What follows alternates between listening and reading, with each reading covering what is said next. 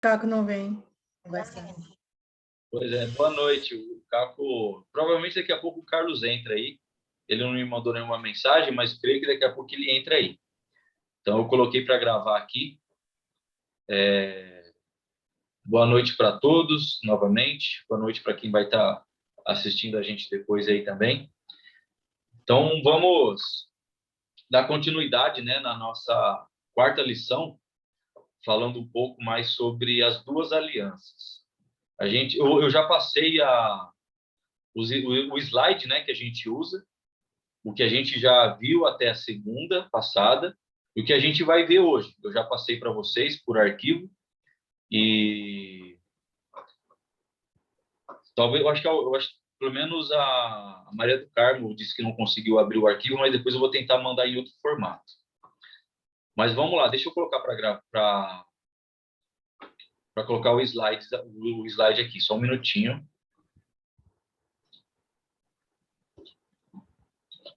Apareceu para vocês aí? Sim. Sim. Só confirma se Para mim, sim. confirma só se vai mudar a tela também. Mudou aí? Mudou. Ok. Então, nós paramos aqui. Nós vimos alguns dos mandamentos, né, que foram feitos lá no Antigo Testamento, na Velha Aliança, e alguns no Novo Testamento, na Nova Aliança. Aliança e Testamento é a mesma coisa, né? Não muda. Então, alguns mandamentos do Novo Testamento são semelhantes aos do Velho Testamento, mas outros não são. Tem algumas semelhanças, a gente vai ver, pelo menos, a questão dos 10 mandamentos, né?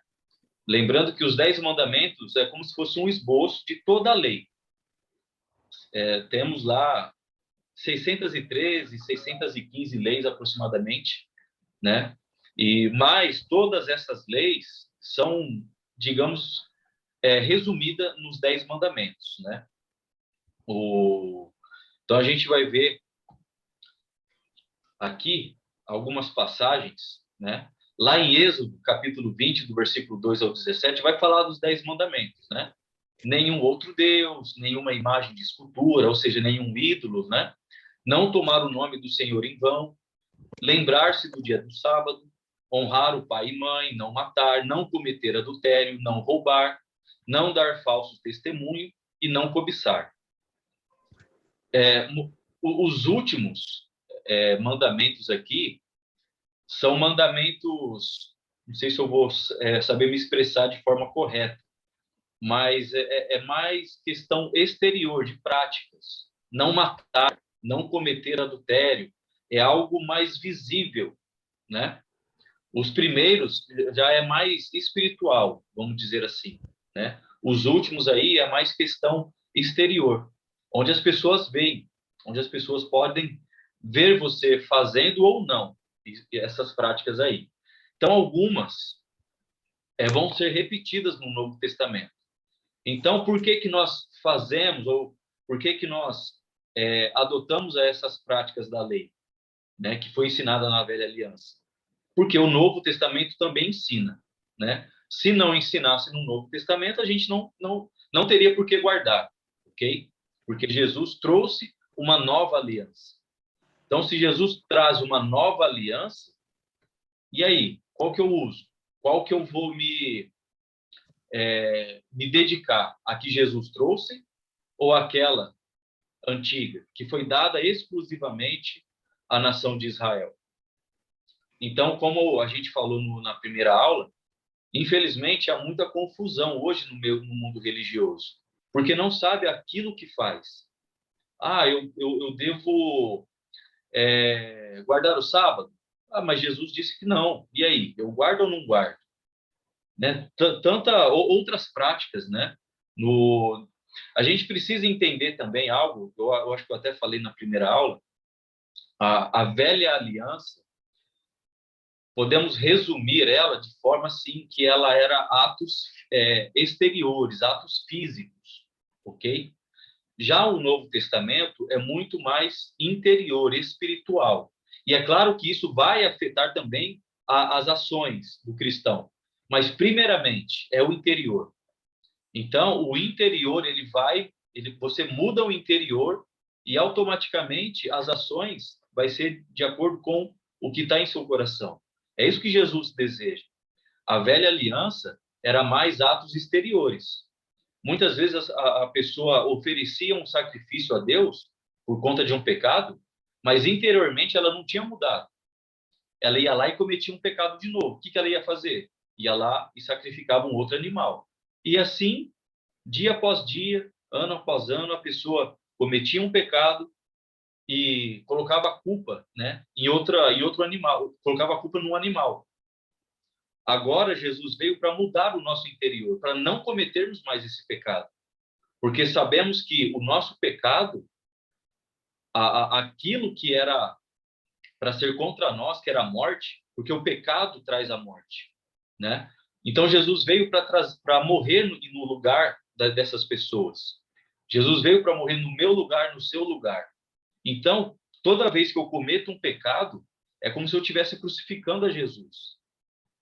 Pense dessa forma, que isso você vai começar a mudar, você vai começar a repensar em seus atos. Mas não adianta se você não mudar interiormente. Quando nós batizamos, nós falamos que nós nos revestimos de Cristo. Então, essa roupagem, essa nova roupa que nós vestimos, ela precisa surtir efeito, né?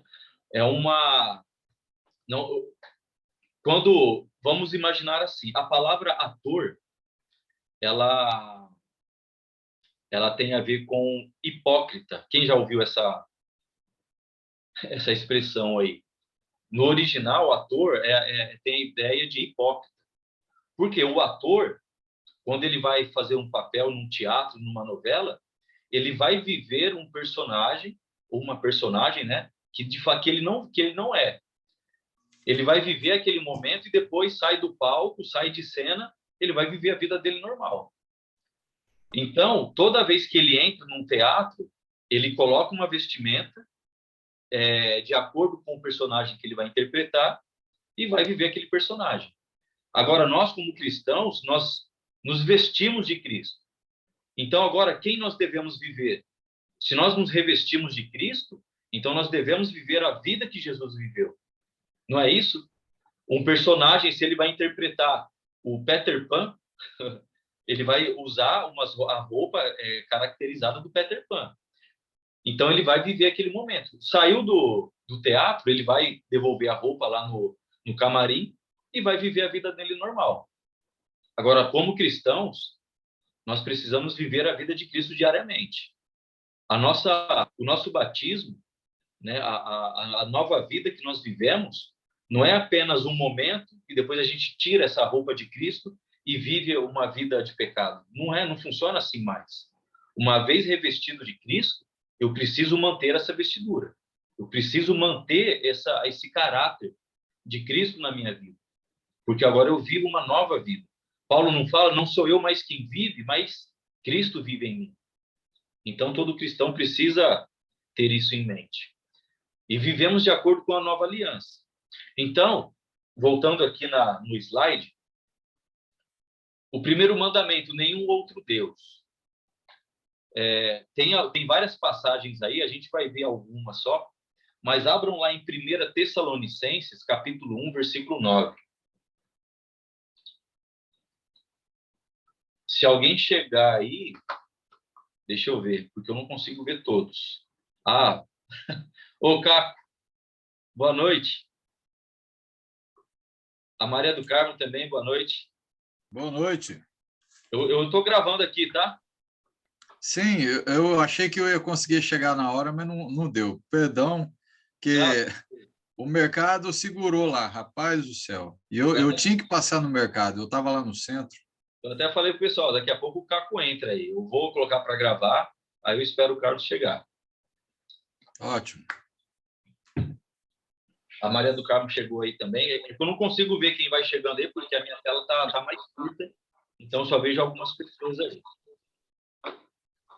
Tem como você... Regis? Professor? Eu Oi. não estou conseguindo abrir no notebook a câmera e nem o meu microfone. Notebook.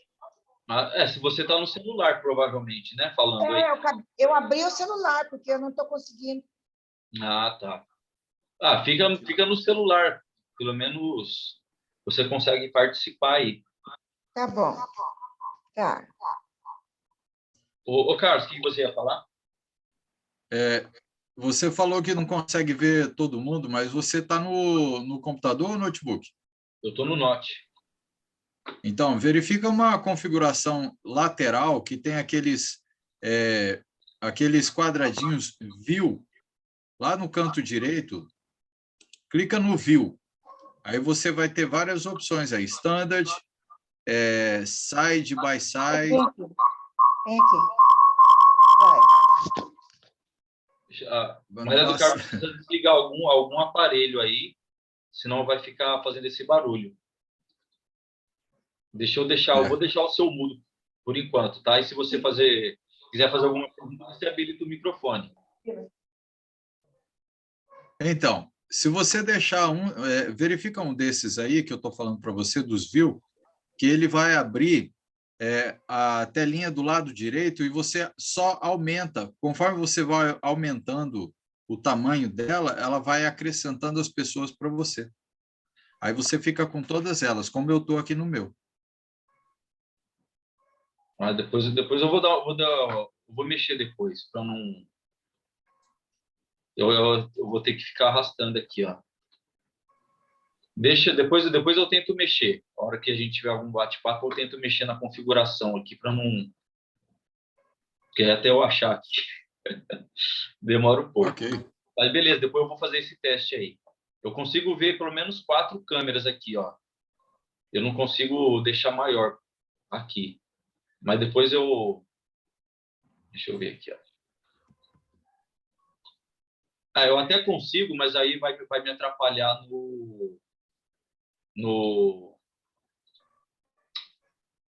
a visualizar o slide. Depois eu faço esse teste aí que você falou. Vamos lá, 1 Tessalonicenses, capítulo 1, versículo 9.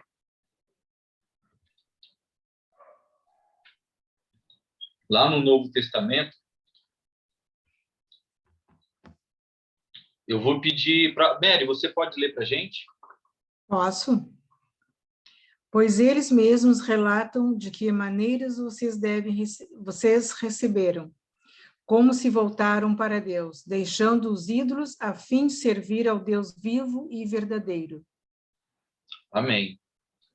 Então, Paulo instruindo a igreja de Tessalônica aqui, a igreja de Tessalônica, Paulo vai elogiar muito a fé desses irmãos, que a fé deles foram tão grande que toda a região ficou conhecendo a fé desses irmãos. E Paulo está falando, né? Pois eles mesmos quem? As pessoas que estavam ouvindo falar da fé dos tessalonicenses. Eles relatam a maneira que vocês nos receberam os apóstolos, né? E como se voltaram para Deus, deixando os ídolos. Então, podemos entender nesse contexto que os tessalonicenses, eles eram pagãos, eles eram idólatras, eles serviam ou eles veneravam imagens, ídolos. Mas, após eles ouvirem a mensagem do Evangelho de Jesus, eles abandonaram. Por quê? Eles entenderam que há apenas um Deus. Existe apenas um Deus vivo e verdadeiro, que não é feito em imagem, em escultura, né? Tem passagens muito interessantes, que eu acabei não pegando. A Jeremias, pelo menos, ele vai falar muito como pode, né? Um homem, ele faz um machado, corta a madeira e faz uma imagem. A própria madeira que ele corta vai virar um machado futuramente. E ele mesmo corta essa madeira e como que uma madeira ele vai ouvir?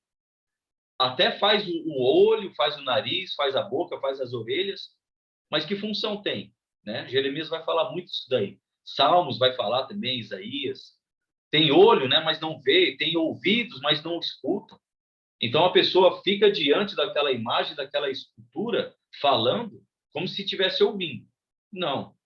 Então, quando nós ouvimos o Evangelho de Jesus, nós entendemos que isso não faz sentido. Há apenas um Deus. E esse Deus não precisa usar outros meios a não ser Jesus para ouvir os seus filhos. Então, Jesus muitas vezes vai falar: você quer orar? Entre no seu quarto, feche a porta. E em secreto, né, Deus ouve você em secreto e vai te recompensar.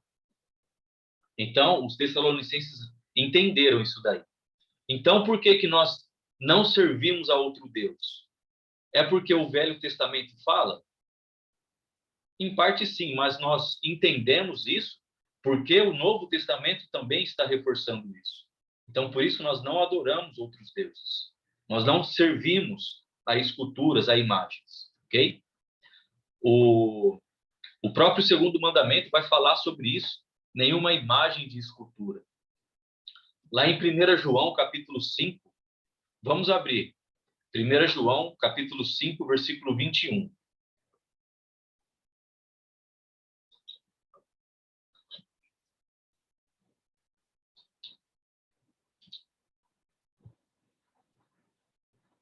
Eu vou... Milena, você pode ler para a gente?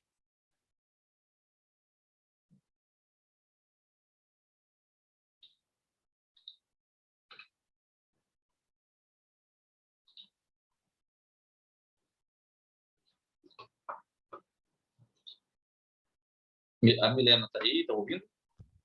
Oi. Ah, meu microfone estava desligado, eu não tinha visto. Eu já estava lendo. Volta em sua leitura aí. 1 João 5:21, né? Filhinhos, guardai-vos dos ídolos. É uma passagem muito pequena, né? Um versículo bem pequeno. Eu vou só acrescentar o que a Milena leu aí, numa versão que eu tenho aqui, uma versão chamada Viva. Ela é uma... acho que eu já até comentei sobre ela. Ela é tipo uma paráfrase da Bíblia. Ela não é uma versão, né? Assim, eu esqueci o nome da palavra agora. Ela é uma paráfrase. Ela fala assim, eu achei interessante. Meus queridos filhos, se afastem de qualquer coisa que possa tomar o lugar de Deus no coração de vocês. Então, tudo que toma o lugar de Deus se torna um ídolo, né? Nós entendemos que um ídolo não é propriamente uma imagem, uma escultura. A Bíblia fala, né, mais claramente sobre isso, mas tudo que toma o lugar de Deus em nossos corações é um ídolo. De repente, a pessoa pode idolatrar o dinheiro, o seu carro, o seu trabalho, a sua casa, qualquer outra coisa. Então, isso acaba se tornando um ídolo, acaba se tornando uma idolatria, porque está tirando Deus. Entende? Então... Posso falar a minha versão? Pode, por favor. Pois assim como o Pai ressuscita os mortos e os vivifica, assim também o Filho vivifica aqueles que quer. É primeira João? Hã? Sabe que você leu o Evangelho de João? É João? Não é o segundo Evangelho? Não, é primeira João. Não é o Evangelho, é a carta. Evangelho segundo. Ah, primeiro João. Ah, tá. Então... É a primeira João. Eu falei, será que eu estou no lugar errado? Mas o meu aqui não tem 21. É primeira João, sim. Hã? Primeira João. Primeira Epístola Universal? Provavelmente. Depois vai ter 1 Pedro, 2 Pedro. Então, um pouco antes. É o capítulo 5, ela disse que não tem 21, talvez esteja procurando o capítulo 21, mas é o capítulo 5. É a segunda epístola. É a primeira. 1 João. Antes de Apocalipse. É lá no finalzinho, não é o Evangelho, tá? É a carta. Vai indo. Acho que eu estou no lugar errado. Depois você procura um pouco antes de Apocalipse. Tem Apocalipse, antes tem Judas, aí antes tem a primeira carta de João, a segunda carta de João e a primeira carta de João. É lá no finalzinho da Bíblia. Segunda epístola universal do apóstolo João. Provavelmente vai ser uma antes daí. É a primeira. Depois você procura aí essa passagem aí. Não achei. Abre lá em Tiago. Tiago, capítulo 5. A gente vai ver o outro mandamento que vai ser repetido. Não tomar o nome do Senhor em vão. Abre lá em Tiago, capítulo 5, versículo 12.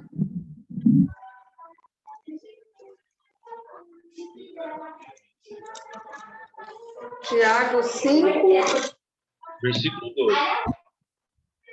12. Isso. Tiago, capítulo 5, versículo 12. Mas, sobretudo, meus irmãos, não jureis nem pelo céu, nem pela terra, nem façais qualquer outro julgamento, mas que a vossa palavra seja sim, sim e não, não, para que não caias em condenação. Isso. É a ideia de não jurar, né? Não tomar o nome de Deus em vão. Às vezes há um erro, né? Às vezes a gente até inconscientemente comete esse erro. Eu juro por Deus. Não faça, né? Eu vou fazer isso. A gente acaba colocando o nome de Deus onde a gente não deve. Se a gente estudar um pouco da história dos judeus, eles não falavam o nome de Deus em vão. Eles tinham muito respeito pelo nome de Deus. E hoje a gente usa muito, né? Não estou falando que está errado a gente usar, mas a gente usar em situações corretas, né? Às vezes a gente usa, sabe? Vou colocar um exemplo aqui. Em vão, né? Então, a gente vê, às vezes, vou usar um exemplo, eu peço até desculpa, não me interpretem mal, tá?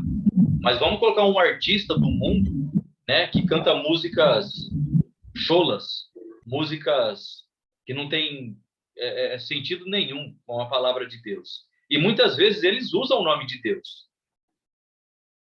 Deus, Deus, Deus, Deus. Poxa, será que Deus está se agradando? Que eles estão usando o nome de Deus dessa forma? Ou eu mesmo fato, eu juro por Deus. Eu vou fazer isso, eu juro por Deus que eu vou. Eu juro por Deus, eu juro. Gente, a Bíblia está falando, não jure. Não jurem nem pelo céu, nem pela terra, nem por qualquer outra coisa. Mas seja o seu sim, sim e o seu não, não. O próprio Jesus vai falar isso nos evangelhos. E Tiago, sendo um dos irmãos de Jesus, ele vai repetir aquilo que Jesus falou. Hoje, infelizmente, a palavra do ser humano ela tem perdido o valor.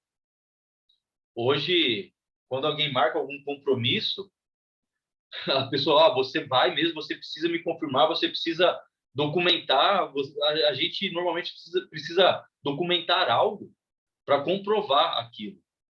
Mas antes era muito na palavra, o sim e o não. Isso era confirmado. Hoje a gente cria várias burocracias, né, para poder confirmar algo ou comprovar algo. Então, não tome o nome do Senhor em vão. Não jure por Deus. Né? A Bíblia é muito bem clara quanto a isso. Seja o seu sim, sim, e o seu não, não. O que passar disso, né? Deixa eu pegar o contexto aqui. Para que não caiam em condenação. Então, se eu usar o nome de Deus em vão, o que vai acontecer? Condenação, não é? É isso que o texto está falando, para que não caia em condenação. Então, tomem sempre cuidado ao usar o nome de Deus, tá? Se Deus quiser, eu vou. Se Deus quiser, eu vou. Gente, toma muito cuidado. Toma muito cuidado com o que nós falamos, com aquilo que nós colocamos o nome de Deus. Porque o nome de Deus é santo. Então, nós não podemos usá-lo de forma inadequada, né? O quarto mandamento, lembrar-se do dia de sábado. Bom, infelizmente, eu não encontrei nenhuma passagem no Novo Testamento que vai reafirmar aquilo que Deus falou. Alguém sabe de alguma? Para guardar o sábado? É por isso que está preto aí na telinha de vocês, porque não tem.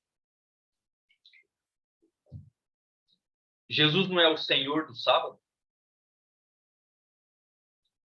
Jesus, ele deixou de fazer o bem no sábado? Não, né? Muito pelo contrário. Jesus, ele insistia em fazer curas, em fazer milagres, em alimentar os pobres no sábado. Teve um momento que Jesus curou, né? Acho que foi um cego, se eu não me engano, num sábado, onde ele fez lodo, né? Cuspiu no chão, fez o lodo. Isso, para os judeus, aquilo era uma afronta, porque eles não faziam nada. Os judeus não faziam nada. Nem sequer pegar uma pá, sabe? Era um dia, de fato, que eles ficavam de pernas para o ar, vamos colocar assim. Mas Jesus, ele continuava trabalhando. Será que no sábado Deus não faz nada? Imagina, se Deus ficar um dia de folga, o que acontece com a humanidade? Está perdida, né? Então, Jesus, ele vai ensinar. Os judeus, eles estavam colocando o sábado acima do nome de Deus. Estavam colocando o sábado acima de Jesus. Mas Jesus está falando, eu sou o Senhor do sábado. Não é o sábado que vem primeiro, mas é eu. Eu sou o Senhor. Então, se Jesus, ele trabalhou no sábado, ele fez o bem no sábado, o que vai me impedir de realizar obras no sábado? Então, nós não temos nenhuma passagem que vai condenar a qualquer irregularidade, né, no dia de sábado. Muitos querem guardar, muitos guardam o dia de sábado, mas eles deixam de praticar outras coisas. Então, que diferença faz? A pessoa insiste em guardar um sábado, mas deixa de cumprir outros mandamentos. Não faz sentido. A gente vai ver algumas passagens que se a pessoa deixa de cumprir um mandamento, ela é culpada de toda a lei. Se eu não me engano, eu acho que é Tiago. A gente vai ver essa passagem daqui a pouco. Uma outra passagem, Tiago, né, Caco? Se você tiver ela fácil aí, Caco, procura, deixa no jeito aí pra gente, fazendo um favor. Eu creio que ela está aqui nos slides, mas se não tiver, o Caco já deixa de prontidão aí pra gente. Mas olha lá em Efésios, capítulo 6, versículo de 1 a 2. Honrar o pai e mãe.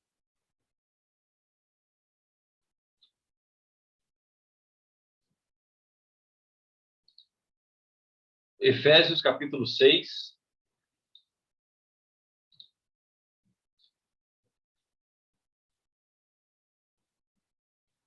Quem pode ler para a gente aí? Klaus, você consegue ler para a gente aí, Efésios? Leio. Ó, Efésios 6, 1 e 2. Filhos, obedecei a vossos pais no Senhor, pois isso é justo. Honra teu pai e tua mãe. É este o primeiro mandamento ao qual está ligada uma promessa. Isso. Amém. Honra teu pai e tua mãe. Uma ordem que foi dada lá na Velha Aliança, ela é repetida aqui no Novo Testamento. Então, com certeza Deus deseja que os filhos obedeçam aos seus pais, porque é necessário, né? Não importa se o meu pai não é cristão, não vou obedecer, desde que ele não te induza a maus caminhos. Você precisa respeitar, você precisa honrar o seu pai. E de que forma você honra o seu pai? Obedecendo a Deus, primeiramente. Quando você obedece a Deus, o seu pai vai ver isso em você. Você vai dar um bom testemunho. É a mesma coisa que até mesmo em Efésios vai falar sobre o marido e a mulher. A mulher que deseja conquistar o marido que é descrente, ela vai conquistar o marido através do seu bom procedimento. Então, quando você está ligado a Deus, quando você está obedecendo a Deus, automaticamente você vai honrar o seu pai e sua mãe, automaticamente você vai dar bom testemunho ao marido, entendeu? Então, que horas são? Acho que soltou o áudio aqui, eu coloquei no mudo aqui só para não atrapalhar. Então, precisamos honrar pai e mãe, porque isso é agradável a Deus. Temos outras passagens aí: não matar, não cometer adultério. Vamos ver essa passagem lá em 1 Coríntios, capítulo 6, versículo 9. Acho que não matar, acho que não precisa nem dizer, né? Não precisa nem ter uma passagem que afirme isso, né? Mas, quem quiser ler lá em Romanos, capítulo 13, versículo de 8 a 10. Aliás, vamos abrir lá em Romanos, porque ela já vai falar sobre esses 2 mandamentos. Na verdade, os 3 mandamentos, ó. Romanos, ele vai encaixar em não matar, não cometer adultério e não roubar. Vamos abrir lá em Romanos, capítulo 13.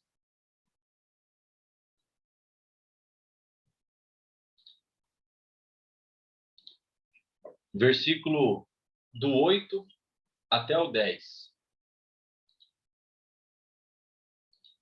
Eu vou ler aqui para vocês, tá?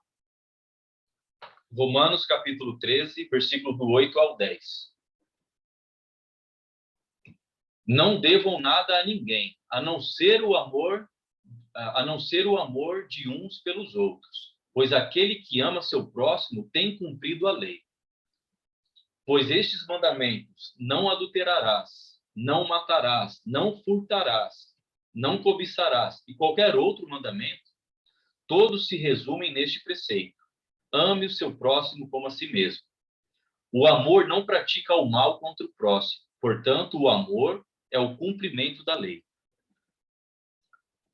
Se alguém ainda insiste em cumprir alguns mandamentos da lei, como que a pessoa pode fazer isso? De uma forma muito bem prática. Conforme Romanos. Quem gostaria de responder? De uma forma bem prática. Como eu posso cumprir todos os mandamentos?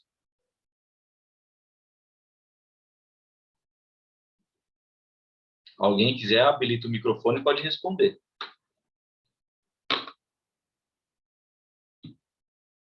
Lá no versículo 10. Vou ajudar. Lá no versículo... Aqui está falando, né? Quem tem amor pelos outros está obedecendo a toda a lei. Né? Quem tem amor ao próximo está obedecendo toda a lei, né? Exato. Então, resumidamente, é amando, não é? Porque muitas dessas leis, esses mandamentos que está falando, né? Não furtarás, não matarás, não cobiçarás. Isso acaba, quando alguém comete esse pecado, está infringindo ou está afetando uma outra pessoa, não está? Você vai matar uma pessoa. Você vai cobiçar algo que é de alguém. Você vai adulterar, você vai estar também afetando uma outra pessoa.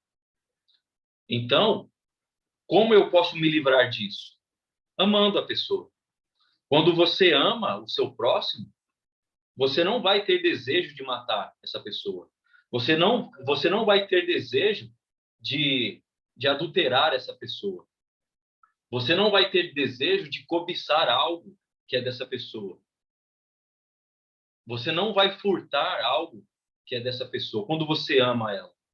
Então, o amor, o único mandamento, ele já vai eliminar todos os outros. Isso é muito mais prático, não é? Quando você respeita, quando você ama, você vai respeitar a pessoa. Então, você não vai cometer algo que vai prejudicar a outra pessoa. Primeiro, você vai estar prejudicando a si mesmo, porque você vai estar cometendo um pecado contra Deus, e automaticamente você vai estar prejudicando uma outra pessoa. Então, quando você coloca o amor acima de tudo, todos saem ganhando. Tanto você, quanto a pessoa que está, conforme o texto aqui, né? O seu próximo. O amor, ele é a chave, né, de tudo. Ele é a chave de tudo. Tem uma passagem, eu não vou lembrar agora a passagem, depois eu vou procurar. O próprio Jesus fala, né? Aquilo que você deseja que alguém faça para você, faça o mesmo pela outra pessoa. Lá no contexto, tem um estudo que fala que é a chave de ouro, é a regra de ouro. Então, você deseja que alguém furte, roube o que é seu, então você não vai fazer isso com alguém. Você tem desejo que alguém cometa algum adultério contra você, então você não vai fazer isso com outra pessoa. Você deseja que as pessoas cobicem aquilo que é teu, então você não vai desejar fazer isso com outra pessoa. Então, aquilo que você deseja que faça para você, faça também pelos outros. Às vezes a gente não pensa muito nisso, né? Vamos usar, alguém poderia até usar algum exemplo bem prático, mas vamos usar um exemplo assim, que às vezes pode ocorrer no dia a dia, né, no nosso cotidiano. Você está numa fila de um banco, né? Você vê que uma pessoa está muito apressada, ela tem alguns afazeres e você vê que ela está olhando para o relógio, eu preciso. Então, se coloque na situação dessa pessoa. A pessoa está prestes a perder algum compromisso, porque está na fila de um banco, ela precisa ser atendida primeiro. O que você gostaria se fosse você? Você gostaria que alguém cedesse o lugar na fila para que você fosse atendido? Se você estivesse naquela situação de correria, você está em horário de almoço, precisa pagar uma conta urgente ali, com certeza você ficaria muito feliz se alguém cedesse um lugar para você, a fila para você. Então, por que não fazer isso por alguém? Claro, aí vai depender. Mas se eu tiver com pressa também, aí é uma outra coisa, mas é só para a gente entender esse conceito. Então, ofereça esse lugar para outra pessoa. Né? Isso em qualquer ambiente, em qualquer situação. Ofereça. Coloque sempre em prontidão para ajudar outra pessoa. Isso você vai estar demonstrando amor, respeito com outra pessoa. É o mesmo que você gostaria que fizesse por você. Então, faça também pelos outros. Isso se resume a tantos outros mandamentos. É o amor, né? Não dar falso testemunho. Nós vamos ter as passagens lá em Colossenses, em Efésios, em Tiago. Não cobiçar, né? Próprio Romanos aqui está falando também sobre o não cobiçar. Aqui Romanos ele pegou quase metade aí dos mandamentos, né? Tudo se resume no amor. E foi isso que Jesus veio trazer para nós. Na nova aliança é o amor. É algo que vem de dentro, você expressar esse amor com alguém, para alguém. Caco, você achou aquela passagem lá de Tiago?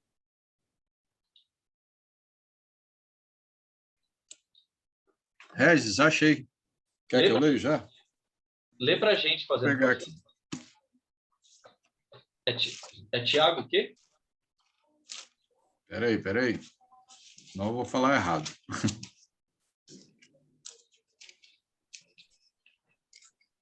Tiago, capítulo 2. Tiago, capítulo 2, versículo 10. Ok. Lê para a gente, fazendo favor. Pois qualquer que guardar toda a lei, mas tropeçar em um só ponto, se torna culpado de todo ele. Quer fazer algum comentário, Caco? É interessante quando ele trata a respeito dessas questões sobre lei, porque a lei, ela no passado, era para mostrar. Bom, lembrando que Hebreus ele fala que é a sombra, né? A sombra daquilo que viria que é perfeito. Então, assim, o perfeito veio, que é a palavra de Cristo. Aquilo lá era a palavra de Moisés. Vamos colocar assim que a gente consegue entender bem, né? Vamos dizer assim. Então, a lei de Moisés não é perfeita, ela era só sombra, ela só mostrava ou apontava, né, para Jesus. Então, assim, de tudo aquilo que a gente nem deveria fazer, não deveria, porque a lei só mostra o lado errado, a lei mostra o erro, nesse sentido. Então, se você viver uma vida buscando guardar essa lei, em Cristo, você nunca vai ser justificado. Agora a gente usa lá Romanos, né, que a gente leu Romanos. Então, Romanos ele deixa claro, nós nunca seremos justificados. E diante de Tiago, já deixando claro, no contexto se você viver na lei, você nunca vai ser abençoado. Porque o abençoado é aquele que passa por várias provações. E esse é o contexto de Tiago. Então, o que adianta você guardar as leis do Velho Testamento, as leis de Moisés, que são leis, né, rigorosas e tal? Não vai justificar, não vai abençoar, né? Então, não vai trazer o que você está almejando, se é que a gente está almejando a salvação em Cristo. Então, a gente não vai obter, não chega a isso. E aí, deixa eu lembrar aqui o que eu ia comentar, eu ia fazer um comentário. A cabeça estava pensando em tanta coisa para poder falar, e aí eu perdi o fio da meada, né? Mas, assim, eu acho que já deu para entender que esse processo da gente ficar guardando... lembrei. Lembra que, no passado, o judeu ou israelita, ele fazia obras da lei, não é? Ele fazia obras da lei. E ele fazia para ser salvo. Era a intenção dele. Só que, lembra que Jesus chama a atenção lá em Mateus, eu não lembro qual que é a passagem agora direito. Não, João, o Evangelho de João fala isso. Que Jesus chama a atenção deles porque eles eram hipócritas. Então, eles falavam, mas não faziam. Eles falavam outra coisa, ensinavam outras coisas, mas aquilo que era para ser feito, que era de coração, não fazia. E eles faziam guardar a lei para eles era viver uma vida robotizada. Tipo assim, lembra que Jesus chama a atenção, a gente estava falando sobre honrar pai e mãe, né? Lembra que Jesus chama a atenção do judeu e fala assim, vocês estão parecendo igual robozinho. Em outras palavras, vocês são robô. Vocês vão lá, faz uma coisinha boa e depois não faz mais nada, né? Eu já fiz minha parte. É igual falar a mesma coisa para a gente hoje. Não, você vai adorar a Deus? Você adora a Deus? Sim. Vai lá no domingo, faz tudo robotizado. Chega lá, toma ceia, você nem para avaliar, porque né, Jesus pede para a gente avaliar. A gente canta, nem sabe o que está cantando, porque nem medita na letra, porque a questão do louvor, de canto, tem a ver com a meditação, que tem a mesma sintonia de oração. Você canta como se estivesse orando. Então, significa que você tem que meditar. É esse o sentido. Então, assim, é só para a gente entender que o judeu fazia tudo isso robotizado, e Jesus nunca pediu isso, Deus nunca pediu isso. E isso não traz justificação para a nossa vida. Então, esse seria um breve resumo aí do que eu acho, né? Do que eu entendo sobre essa questão aí. Mas eu acho que ajudou. Espero que tenha ajudado. Não, bastante. Obrigado, Caco. Você me fez lembrar de uma passagem lá em Romanos, mas a gente vai ler, né? Que Paulo vai falar que o pecado, ou, aliás, a lei, serviu para conhecer o pecado. Isso. Um pouco lá, a gente vai ler daqui a pouco. Eu lembrei também. Agora, imagina se a gente ficar guardando lei. Bom, guardar a lei é só para aquele que erra, para aquele que comete erro. Então, a lei só vai ser usada quando você cometer erro. Mas agora, lembrando que você está falando desde o início aí dessas duas diferenças, quem está em Cristo é renovado, uma vida nova, vivendo como Cristo. Aí eu vou lembrar que você não chegou a pegar a passagem, mas Tessalonicenses, logo no começo, lembra 1 Tessalonicenses capítulo 1, eu acho que é o versículo, deixa eu pegar aqui, senão eu acabo falando errado. É o contexto. Capítulo 1, versículo 6, ele vai falar dois pontos interessantes. A gente precisa ser imitador, imitar. Então, quando a gente imita, significa que a gente vai menos errar. Então, assim, se eu estou imitando a Cristo, a lei não vai ser usada contra mim, porque eu não estou cometendo os erros, porque estou imitando Cristo. E no final das contas, quando a gente aprende a imitar a Cristo em nossa vida, ele vai falar que a gente acaba se tornando modelo. Olha como que é interessante, né? A gente imita para se tornar modelo, né? Para os próprios cristãos. Então, poxa, isso tem que surtir efeito na nossa vida, né? Tem que fazer efeito. Amém. Obrigado, Caco, pelos comentários aí. É a nova vida em Cristo, né? Quando a gente analisando um pouco dessa questões das leis aí, eu havia até comentado sobre o sábado, alguém guarda o sábado, mas não guarda um outro ponto da lei. Então, o Tiago está falando, o que adianta? Você está sendo culpado por toda a lei, né? Eu faço isso, mas não faço aquilo. Você está sendo culpado por toda a lei. Não adianta. Ou se você quer ser justificado pela lei, você precisa cumprir toda a lei. Vai fazer sacrifício de animais também. Agora, se você deseja ser salvo pela graça, então esquece a lei e viva pela graça.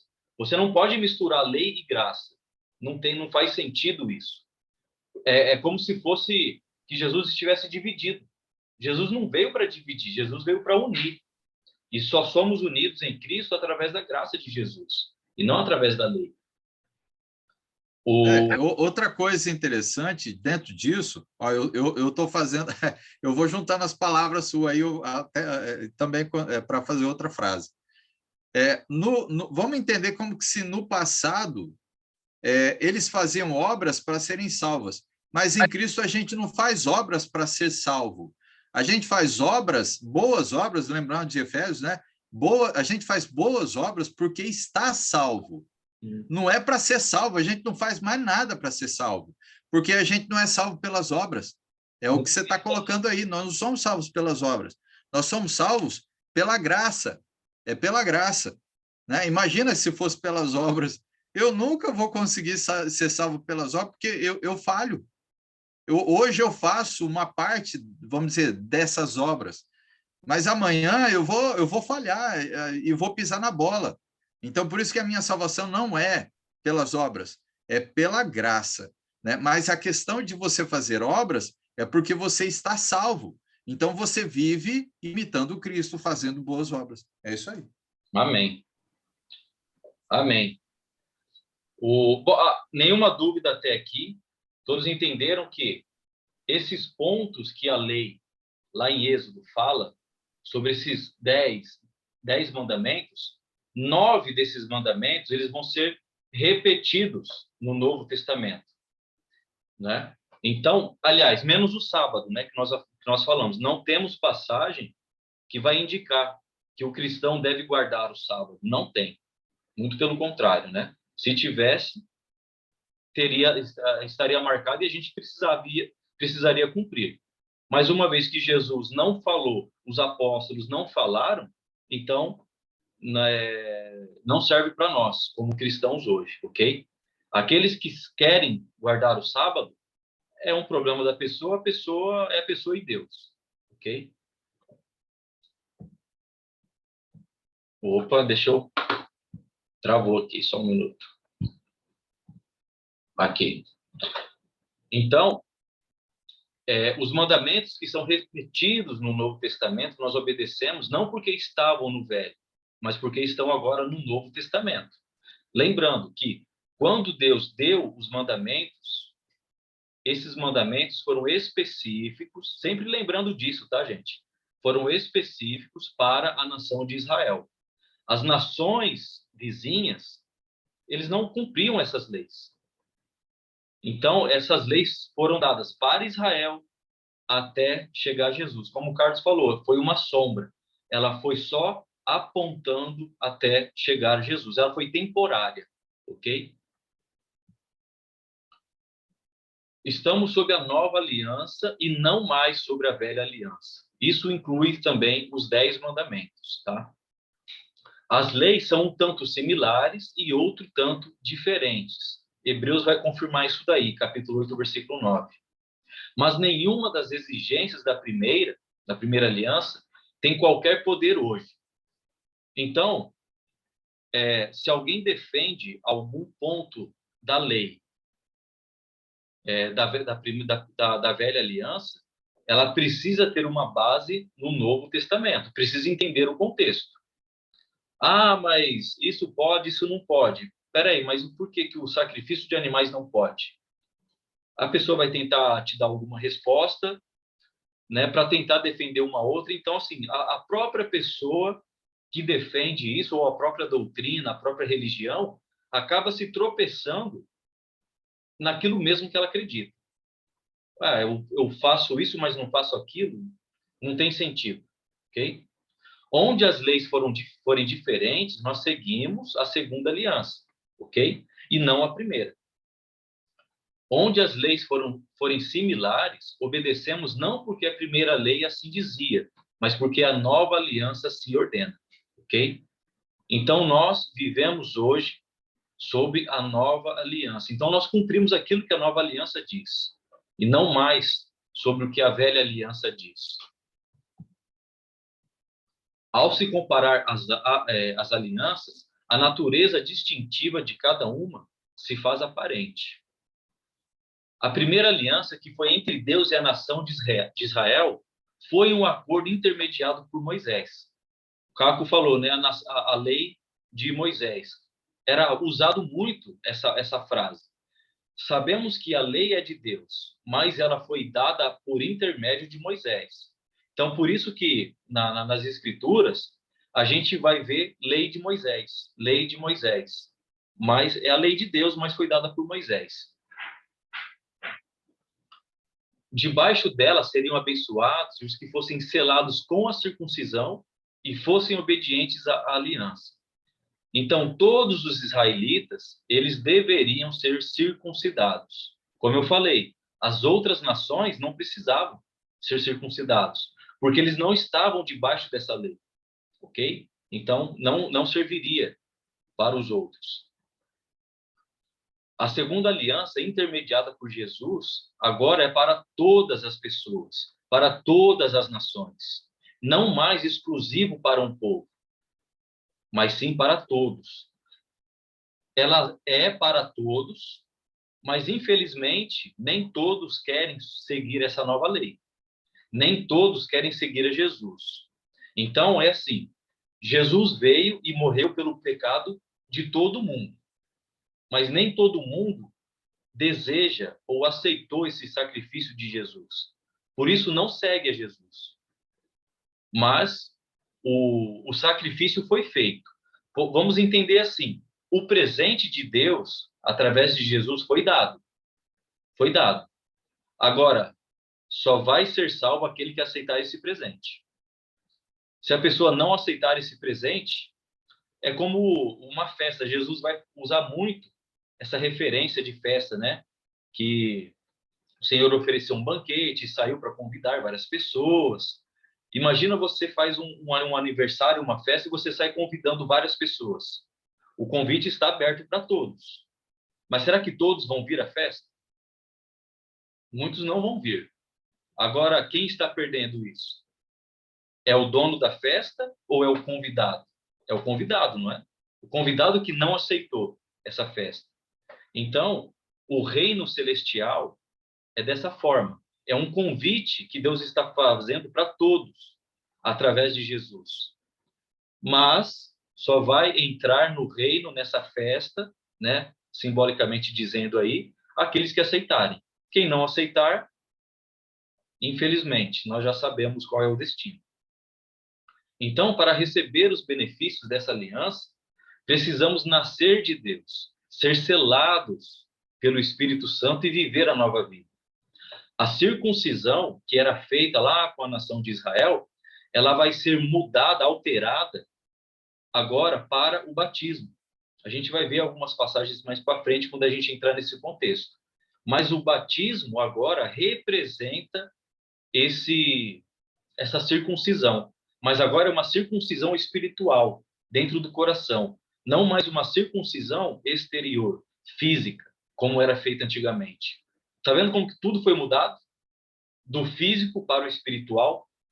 A velha aliança, físico, exterior.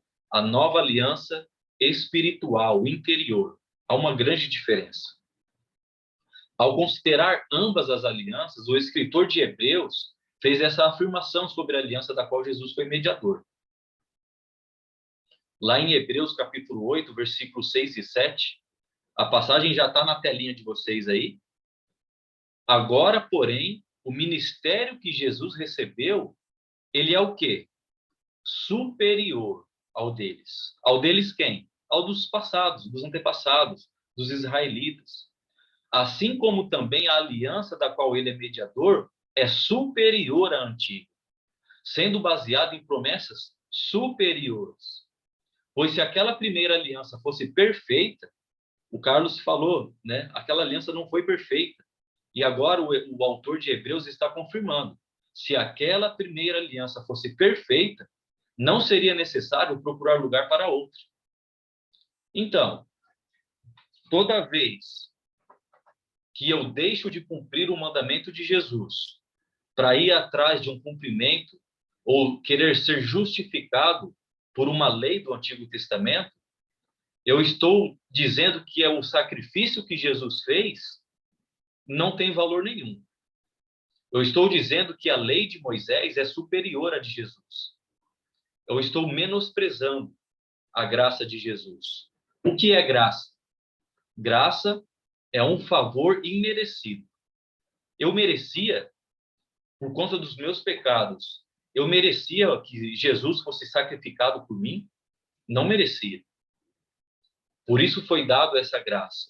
É algo que eu não mereço. É algo que não depende de mim. Falou sobre as obras. Então, não há nada que eu faça que vai me justificar perante Deus para que ele me salve. Não. Nada que eu faça vai me justificar. Mas o que me justifica é a graça de Jesus. O que me justifica é o sangue de Jesus. Não tem nada que eu venha fazer que vai reparar os meus erros. Quem repara os meus erros é o próprio Jesus, e não eu. Eu não tenho mérito nenhum de nós. Por isso que a lei não te justifica mais, porque a lei era baseada em atos exteriores, ok? Deus relacionou-se com pessoas diferentes, utilizando alianças diferentes. Nós temos, em resumo, a antiga aliança e a nova aliança. Mas dentro da antiga aliança, do Velho Testamento, a gente vai ver que Deus fez várias alianças com as pessoas. Fez várias. Mas, em resumo, nós temos uma aliança que foi feita com toda a nação, ok? A aliança que ele deu a Israel por intermédio de Moisés, ela é inferior à aliança que ele nos tem dado por intermédio de Jesus. Na era cristã, temos uma aliança superior, como o autor de Hebreus vai tratar isso 3 vezes aqui, né? E ela é superior porque está fundamentada em promessas superiores. Então, qual lei devemos seguir hoje em dia? Só uma pergunta. Eu vou fazer uma pergunta, eu não vou responder, mas vocês podem responder. A gente vai falar sobre isso daqui a pouco. Daqui a pouco, assim, nas lições que vão seguir. O dízimo, ele é baseado em qual aliança? Ou eu pratico o dízimo porque ele está em qual aliança? É uma pergunta, se alguém quiser responder, bem rápido. Está na velha aliança. Na velha aliança. Alguém mais? Obrigado, Mary, pela resposta aí. Eu poderia fazer outras perguntas aqui também, mas...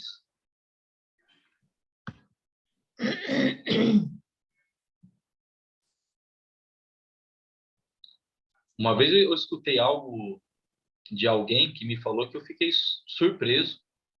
Eu já até comentei aqui, mas não tem nada a ver com essa pergunta que eu fiz, não. Uma outra coisa. Mas a gente vai falar sobre o dízimo depois. A gente vai ter uma aula, aliás, 2 aulas, para falar sobre isso. Espero que vocês participem aí para poder compreender com a gente. Quando a gente fala de dízimo, a gente normalmente lembra de uma passagem, mas a gente esquece de tantas outras que falam sobre a mesma coisa. A gente vai falar sobre isso daí. Mas uma vez eu conversando com alguém, basicamente sobre esse assunto que a gente está falando, sobre a antiga aliança, nova aliança, a pessoa falou, então eu posso rasgar o Antigo Testamento? Uau, né? Que resposta que foi essa, né? Eu vou rasgar a palavra de Deus porque ela não me serve? Com certeza não. A gente viu lá que em Romanos, capítulo 15, fala que tudo que foi escrito serve para nós hoje. Ela tem muito valor para nós. Mas precisamos saber aonde ou o que vamos usar do Antigo Testamento, né? Tudo que foi escrito tem grande valor. Mas nem tudo que foi escrito eu preciso praticar hoje, ok? Algumas pessoas perguntam, se os 10 mandamentos foram removidos, isso não tornaria correto roubar, mentir, assassinar, etc? Então, considere o que a Bíblia diz sobre a lei que hoje devemos seguir. Nós já falamos um pouco resumidamente, né, comparando os mandamentos, mas lá em Romanos, capítulo 7, versículo de 4 a 6, você pode abrir a sua Bíblia ou pode acompanhar aí no slide. Essa passagem de Romanos, deixa eu pegar aqui.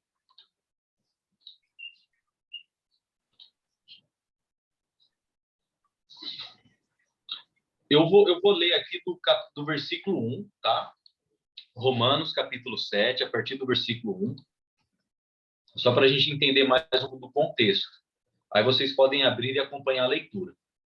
Romanos, capítulo 7, a partir do versículo 1, diz assim. Vocês estão me olhando para a direita aqui, é porque eu estou com a outra tela ligada aqui, tá? Eu estou acompanhando a leitura aqui no aplicativo que eu tenho. Meus irmãos, falo a vocês como a pessoas que conhecem a lei. Ou seja, Paulo conhecia muito bem a lei. Acaso vocês não sabem que a lei tem autoridade sobre alguém apenas enquanto ele vive? Por exemplo, pela lei, a mulher casada está ligada a seu marido enquanto ele estiver vivo. Mas se o marido morrer, ela estará livre da lei do casamento. Por isso, se ela se casar com outro homem, enquanto seu marido ainda estiver vivo, será considerada adúltera. Mas se o marido morrer, ela estará livre daquela lei. E mesmo que venha a se casar com outro homem, não será adúltera. Ou seja, Paulo está fazendo uma comparação aqui, falando da lei, usando uma comparação do casamento, tá? Enquanto o marido estiver vivo, a mulher está ligada ao marido. Se o marido morrer, ou seja, aquele compromisso, vamos dizer assim, já não une mais os dois. Então, a mulher está livre para se casar novamente. Se ela fizer enquanto o marido está vivo, comete adultério. A lei é da mesma forma. Paulo vai terminar de explicar aqui, no versículo 4. Assim, meus irmãos, vocês também morreram para a lei, por meio do corpo de Cristo, para pertencerem a outro, aquele que ressuscitou dos mortos, a fim de que venhamos a dar frutos para Deus. Paulo usou a comparação e o exemplo do casamento, mas ele está querendo se referir ao quê? A lei de Moisés e a lei ou a graça de Jesus Cristo. O versículo 5. Pois quando éramos controlados pela carne, as paixões pecaminosas despertadas pela lei atuavam em nossos corpos, de forma que dávamos frutos para a morte. Enquanto vivíamos pela carne, nós dávamos fruto para a morte. Versículo 6. Mas agora, morrendo para aquilo que antes nos prendia, fomos libertados da lei, para que sirvamos conforme o novo modo do Espírito, e não segundo a velha forma da lei escrita. Que diremos então? A lei é pecado? De maneira nenhuma. De fato, isso vai entrar aquilo que eu falei com o Caco, que eu tinha lembrado que ele havia comentado. Versículo 7. Que diremos então? A lei é pecado? De maneira nenhuma. De fato, eu não saberia o que é pecado, a não ser por meio da lei. Pois, na realidade, eu não saberia o que é cobiça se a lei não dissesse, não cobiçarás. Olha, está vendo o que Paulo está tentando trazer aqui? Mas o pecado, aproveitando a oportunidade dada pelo mandamento, produziu em mim todo tipo de desejo cobiçoso. Pois, sem a lei, o pecado está morto. Antes eu vivia sem a lei, mas quando o mandamento veio, o pecado reviveu e eu morri. Descobri que o próprio mandamento, destinado a produzir vida, na verdade produziu morte. Você pode depois ler todo o contexto aí de Romanos. Está vendo que Paulo está querendo dizer? Que a lei acabou despertando o desejo pecaminoso dele. Ele não sabia que cobiçar era pecado se a lei não dissesse. Então, vamos pegar uma infração de lei, né? Você sabe que ultrapassar o sinal vermelho é proibido, por quê? Porque o código lá da lei de trânsito vai falar que é proibido. Se ela não dissesse, você não sabia. Quando isso está ressaltado, vamos dizer assim, parece que torna mais prazeroso a pessoa cometer esses erros. Isso torna a pessoa querer cometer mais erros. É isso que Paulo está falando. Isso despertou em Paulo o desejo de continuar pecando. Deixa eu ver se lá no versículo 11, né, de Romanos capítulo 7, pois o pecado, aproveitando a oportunidade dada pelo mandamento, enganou-me e por meio do mandamento me matou. É algo até um pouco difícil de traduzir tudo isso daqui, mas compreendo bem que Paulo não saberia o que era pecado se a lei não dissesse. E a lei dizendo que aquilo era pecado, isso acendeu, vamos dizer assim, aquela chama para a pessoa continuar cometendo pecado. Já viu talvez alguma frase que fala que aquilo que é proibido parece que é mais prazeroso, é mais gostoso? As pessoas falam isso, né? Aquilo que é proibido parece que é mais prazeroso fazer. Então, conhecendo que a lei condena certas práticas, isso parecia que estava ressaltando nas pessoas e elas queriam fazer cada vez mais. Não pode acontecer isso com a gente. E essa lei, ela foi morta, ela morreu. Então, nós não estamos mais ligados a essa lei. Por quê? Agora nós servimos a uma nova lei. Agora nós servimos a Jesus. Porque Jesus agora nos resgatou daquilo que nos prendia. Bom, aí depois vocês podem ler todo o contexto aí do capítulo 7, que você vai entender ainda mais sobre essa questão. Então, a lei, ela morreu. A lei de Moisés, ela morreu. Agora nós pertencemos a outro. A quem? A Cristo. Nós pertencemos a Cristo agora. É o que o contexto aqui do versículo 4 a 6 vai falar. A lei, ela não podia trazer a bênção, pois ela amaldiçoava todos que estavam debaixo dela. Então, a lei, ela serviu para amaldiçoar, porque ela condenava a pessoa à morte. A lei mostrou o pecado e também mostrou que a pessoa iria morrer se ela vivesse naquele pecado. Então, essa maldição, ela não podia ser desfeita pela lei, mas pôde ser desfeita mais tarde por Cristo. Então, a lei, ela não conseguiu justificar as pessoas. Ela apenas condenava as pessoas, a lei. Só foi possível ser justificado através de Cristo. Lá em Gálatas, capítulo 3, vai falar: ele nos resgatou da maldição da lei, fazendo-se ele próprio maldição em nosso lugar. Porque está escrito: maldito todo aquele que for pendurado em madeiro. E lá em Gálatas, capítulo 2, 21, também vai falar assim: não anulo a graça de Deus, pois se a justiça é mediante a lei, segue-se que morreu Cristo em vão. Então, se eu quero me justificar na lei, eu estou dizendo que Cristo morreu em vão. É como se eu dissesse: Cristo, de nada adiantou Cristo vir aqui, porque a morte dele foi em vão, porque eu quero me justificar na lei. Então, é um pensamento errado, tá? O contraste entre a velha e a nova aliança, né, está na natureza das leis, não na existência ou não de uma lei. A primeira era um sistema de regras para serem observados por indivíduos cujos corações não haviam sido transformados. Como eu falei, os israelitas, eles cometiam pecado, mas eles não tinham transformações. A lei de Deus não era necessariamente inscrita em seus corações. O acesso à nova aliança exige mais do que seguir um código escrito, que controla os aspectos físicos das vidas das pessoas. Temos agora um código inscrito em nossos corações para provocar uma mudança de vida.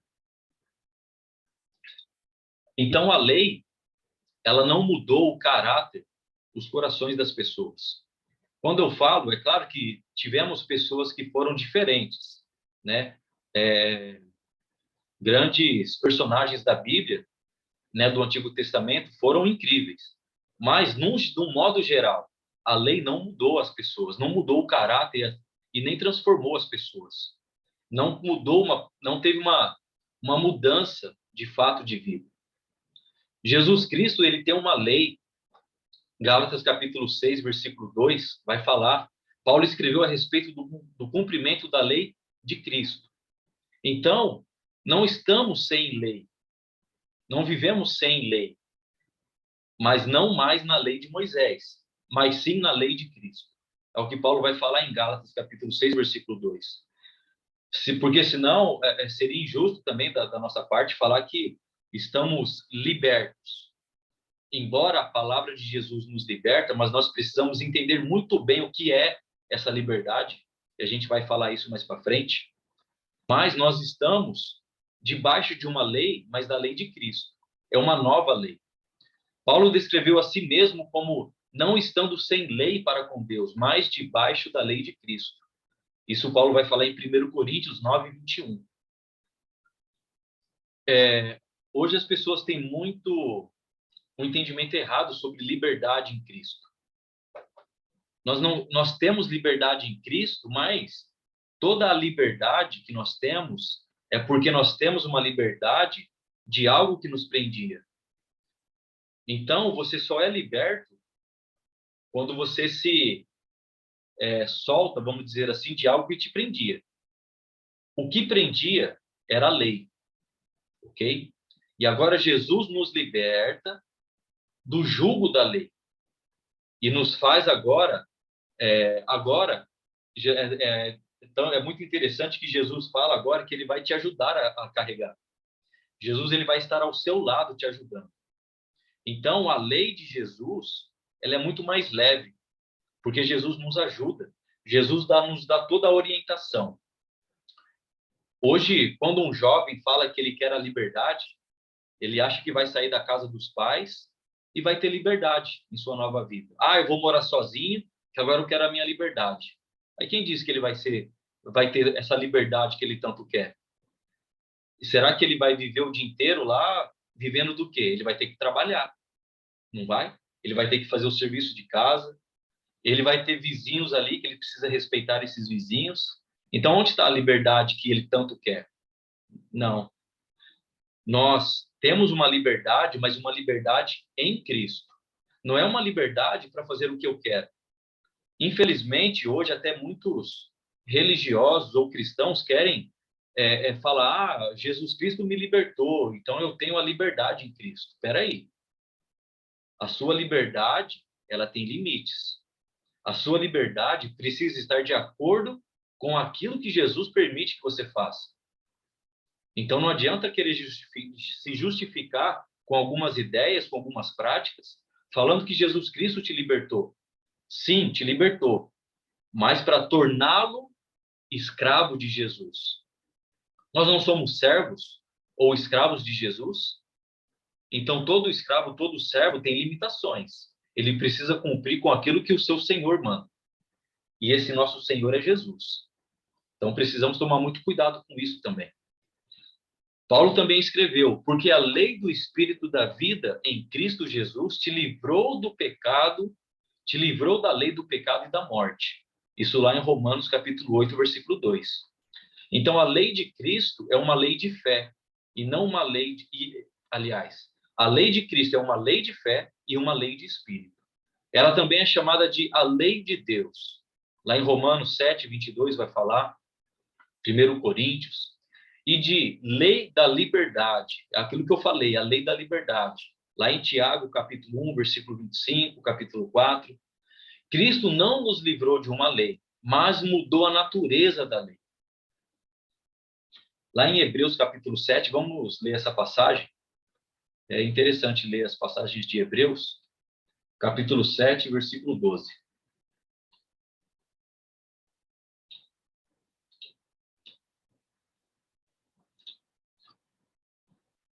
Hebreus, capítulo 7, versículo 12. Mary, pode ler para a gente?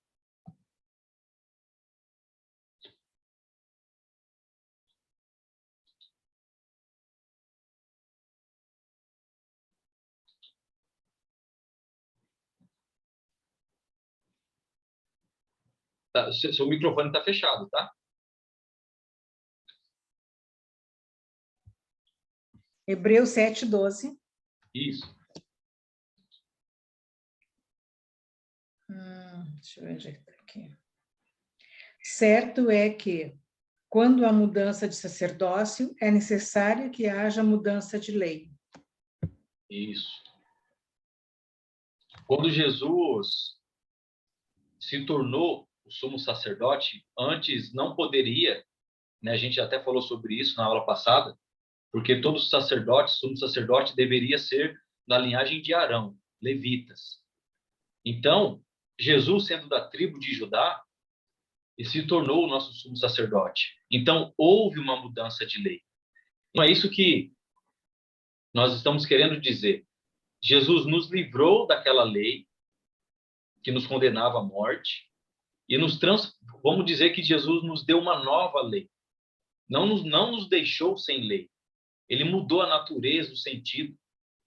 O Caco já até comentou também, eu acho que na aula passada, que agora as ordens de Jesus, ela é muito mais, não vou dizer rigorosa, mas ela mexe muito mais com o nosso interior, né, Caco? Eu não vou lembrar a expressão que você usou. Jesus vai muito além daquelas ordenanças que tinha na antiga. Ele vai muito além, faz a gente reavaliar primeiramente nós mesmos, o nosso interior, né? Então, isso nos dá essa certeza, né? De estarmos bem guardados numa lei de Jesus. A primeira aliança, ela foi enquadrada num contexto de não se fazer mal aos outros, não matar, não mentir, não roubar e não adulterar com o cônjuge, né, de outro. Ela pouco dizia a respeito de fazer o bem aos outros. Essa é a ideia que o Caco falou, né? Era apenas de não fazer o mal. Mas agora Jesus fala não apenas de não fazer o mal, mas também de fazer o bem. Então, a lei era muito específica de não fazer o mal. Jesus ele introduz agora em fazer o bem. Então, mudou muito mais essa natureza. E isso acaba se tornando muito mais difícil da gente seguir, de alguma forma. Porque antes era só não fazer o mal. Mas Jesus agora exige, faça o bem. Isso vai mexer muito mais ainda com a gente. Vai exigir muito mais ainda da gente. A lei de Cristo diz, levai as cargas um dos outros, e assim cumprireis a lei de Cristo. Isso está lá em Gálatas 6:2. Ela vai além de não prejudicar os outros e enfatiza o servir aos outros. A maior diferença é que... Oi, Caco. Só não cortando você, mas cortando, só para não perder o raciocínio. Antigamente, o judeu, como você colocou, bem lembrado aí, né? Ele aprendeu muito ao que não fazer. Só que é interessante porque Paulo ele lembra que quando a gente sabe daquilo que é errado, a gente fica atiçado em querer fazer para saber que situação, que bem eu teria, qual é o sentimento de você estar fazendo aquilo, né? E aí aquilo não te justifica, porque não tem nada de bom naquilo em si, né? Agora, quando a gente vê Cristo, em Cristo, ele não vai mostrar para você a essência do viver em Cristo, ele não vai mostrar para você o lado errado. Agora ele vai mostrar aquilo que é bom, porque Deus é bom. Agora ele vai falar assim, vamos viver assim, o lado bom da vida, fazer o que é bom. Então, quando ele traz aquilo que é bom, ele já, juntamente com isso, ele já está trazendo a justificação. Então, é interessante você colocar, porque no passado mostra-se, só se cobrava o não fazer, né, que você colocou. O não fazer, não faça isso, não faça aquilo. Está parecendo pai e mãe quando a criança tem menos de um ano, depois um ano, até uns 2 anos, uns 2 anos, mais ou menos, assim, não faça isso, não, é tudo não, né? E a criança... pode pensar, a criança vai fazer quantas vezes? Porque não é possível, não tem uma coisa boa, não tem um sim que eu tenho que fazer, é só não. Né? É só não, só não. Então, é mais ou menos isso. A nossa justificação, as bênçãos vai vir quando a gente ensina o que é bom, né? Em Cristo a gente aprende o que é bom. Então, é igual pai e mãe. Quando o pai e a mãe começam a aprender, começa a aprender e começa a ensinar a criança o lado bom da coisa, do que ela deveria fazer, não o que não deveria, ela nunca vai saber o que é o ruim, porque ela não precisa saber. Até isso a gente comentou, né? Em algumas aulas aí anteriores. Se eu não sei o que é mal, eu não preciso saber, né, do que é mal, eu preciso saber o que é bom, né? Porque eu não vou ter desejo nenhum de querer fazer o mal, porque o mal já está contido em mim, né? Não tá, ele está contido em mim, mas o bem que quero fazer, né, é uma luta constante, né? Porque eu já sei do que é mal, né? Então, aquilo que já habita em mim é uma luta para fazer aquilo que ainda não habita, que vem com Cristo, né? É mais ou menos isso. Isso é o que você falou, que, lembrando, né? Jesus ele veio chacoalhar o esqueleto da gente, falar assim, ó, o que vocês achavam, só achava. Vocês não tinham noção do que é viver na divindade, a grandiosa, como que eu posso falar? A grande bênção, né, de você viver em Cristo. E vocês não tinham noção do que era isso. E falar a verdade, eu acho que a gente só vai ter noção quando a gente estiver lá diante do Pai. Quando a gente estiver diante do Pai, a gente vai ter noção da grandiosidade, né, que é viver em Cristo. Aí eu acho que aí vai cair talvez a ficha, né, que aí eu acho que a gente ainda não tem noção direito. A gente está aprendendo ainda, né? Como a gente fala, a vida cristã é um aprendizado diário, né? Diário. Sim. A gente às vezes tropeça, a gente cai, a gente comete falhas, porque a gente ainda não tem a gente precisamos ser santos, mas nós não conseguimos ser santo ao mesmo ponto que Deus e Jesus é, né? Porque em nós ainda habita a maldade em nosso ser.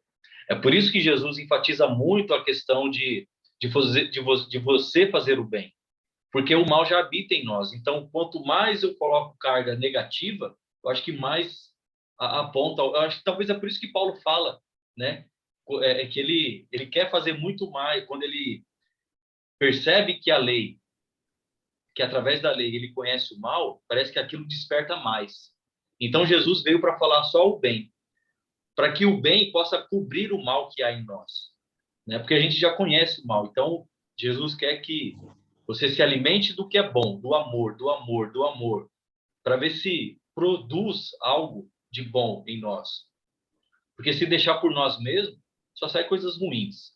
E é isso que você falou, é só na eternidade, só no céu que a gente vai de fato ser 100%, né?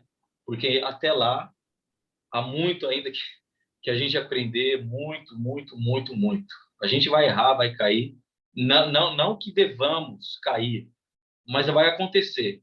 Mas por isso que a gente precisa olhar muito para Jesus e observar o quão bom Jesus foi e é, né? Esse Jesus que está escrito, que foi revelado nas Escrituras, ver quanta bondade que Jesus fez e tentar absorver o máximo para nós, para tentar tirar um pouco do mal que está em nós e a gente poder aprender. É interessante essa questão da criança, né? Realmente, colocar o bom para ver se consegue caminhar, e você vai acabar esquecendo do que é mal, automaticamente, né? A gente comentou sobre isso, sobre a questão também de você aprender sobre a verdade de Jesus, né? Quando você conhece o que é a verdade de Jesus, quando alguém vem com um ensino falso, automaticamente você já vai, isso daí tá errado, porque eu conheço o que é verdade, né? É a mesma coisa, se eu te mostrar se eu falar que essa caneta aqui é azul, você vai falar, não, ela não é azul, porque você sabe qual é a verdade. Então, eu não vou mentir para você, né? Então, isso bem lembrado, bem lembrado. Valeu, Caco. Então, a maior diferença que temos agora, um relacionamento com uma pessoa, que é Jesus, em vez de só uma responsabilidade com preceitos. Era isso que os judeus tinham. Era uma responsabilidade com preceitos. Eles não tinham uma responsabilidade para com Deus. Hoje, precisamos ter essa responsabilidade com Deus, não só por esses preceitos, né? Olhamos agora para Cristo, que é o nosso modelo, em vez de olharmos só para mandamentos escritos em pedra. Por isso que Jesus veio para mudar o nosso interior.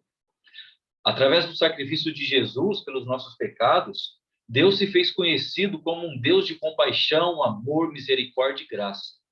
Na nova aliança, Deus é compreendido por meio de Jesus. Então, nós só conhecemos a Deus, nós só chegamos a Deus por intermédio de Jesus, através de Jesus.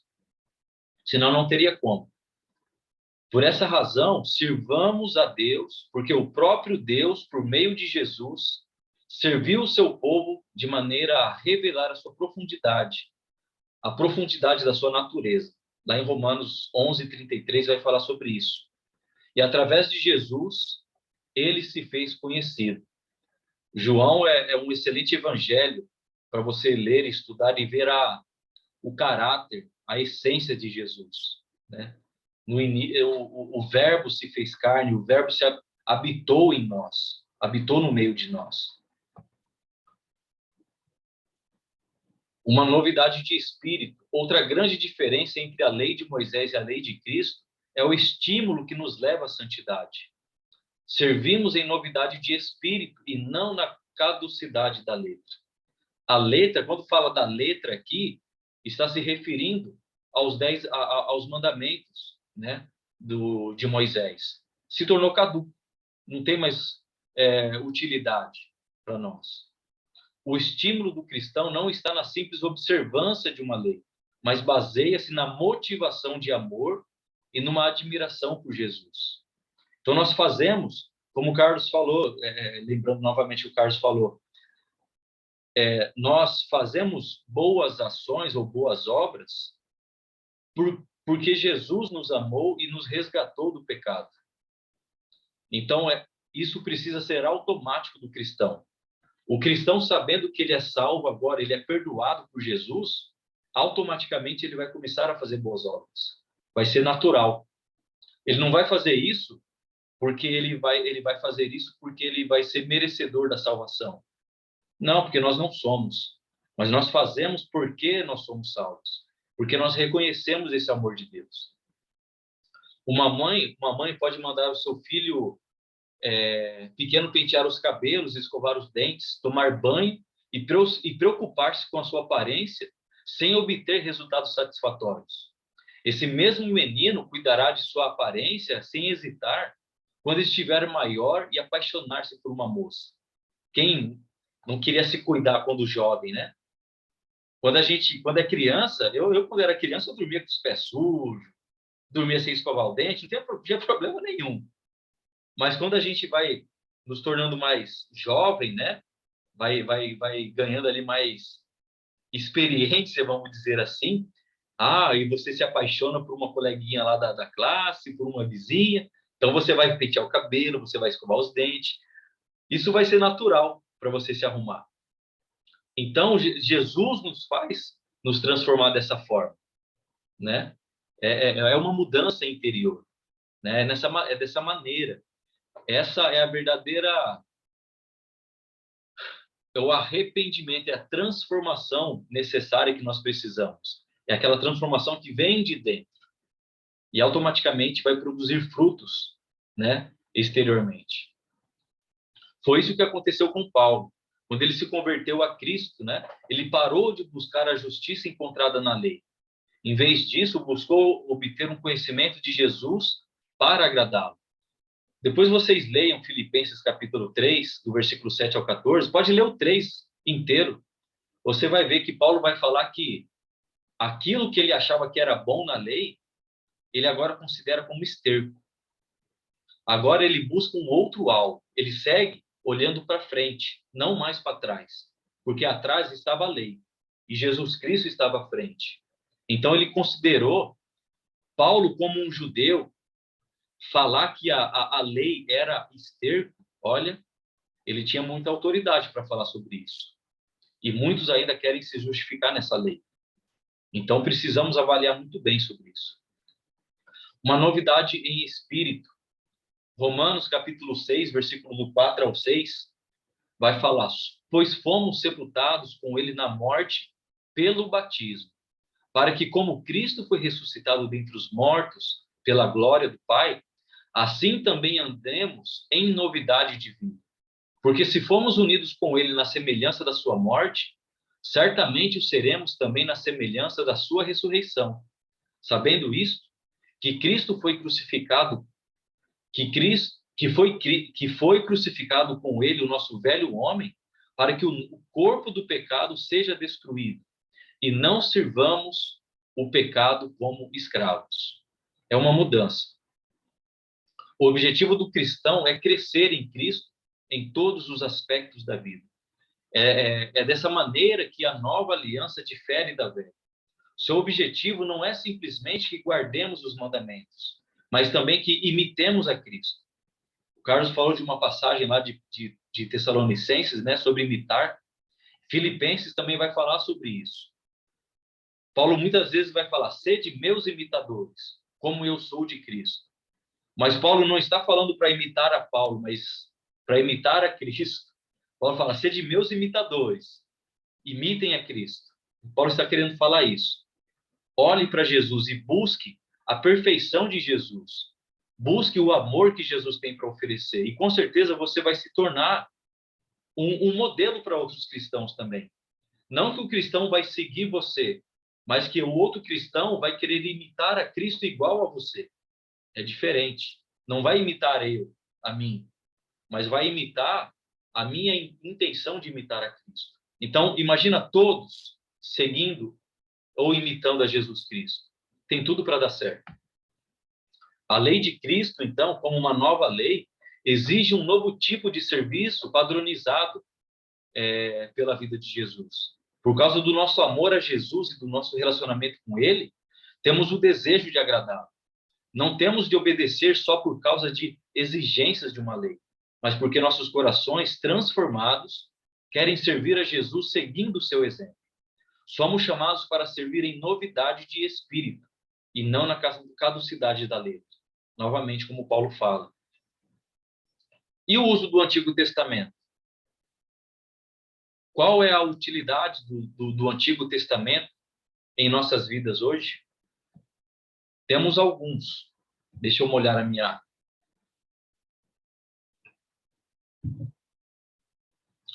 Novamente, aquela mesma passagem que nós lemos no início, de maneira que a lei nos serviu, ela nos serviu. Está vendo que está no passado? Não está falando de que a maneira que a lei nos serve, mas de que nos serviu. De aio. Lembra que eu falei do aio? Do tutor? Lembra da professora que cuida até chegar a quem de fato pertence? Então, a lei serviu por um propósito, por um período, até chegar a Cristo, até que fôssemos justificados por fé. Então, a importância da raiz principal, né, para uma árvore é a importância do Antigo Testamento para o cristianismo. Jesus e todos os escritores do Novo Testamento fizeram uso do Antigo Testamento. Vejamos, então, pelo menos 6 maneiras pela qual todo o cristão bem instruído deve usar o Antigo Testamento hoje.